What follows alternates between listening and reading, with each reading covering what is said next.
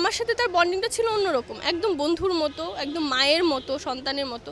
আমিও আমার নিজের সন্তানের মতন করে আমার চাচুকে সবসময় দেখেছি। আমি সবসময় বকাঝকা করেছি, ওই সুস্থতা অসুস্থতা নিয়ে অনেক বকাঝকা করতাম। এগুলো নিয়ে আবার আমার বাবার কাছে সবসময় বিচার দিত যে তোর ছোটো মেয়েটা সবসময় শুধু আমাকে বকে। আবার উনি এগুলো এনজয়ও করতেন খুব।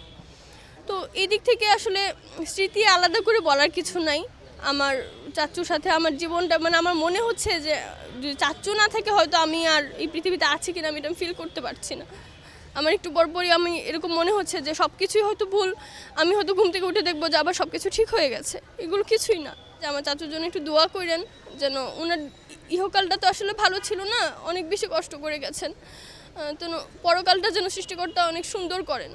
আর পরকালের জন্য আমি আমার মৃত্যুর পরে যেন আমি আমার চাচুর সাথে দেখা করতে পারি এবং বলতে পারি যে তোমার যে স্বপ্নগুলো, আমার চাচুর অনেক স্বপ্ন ছিল, আমার খুব ইচ্ছে আছে এই স্বপ্নগুলো আমি একটু একটু করে পূরণ করব।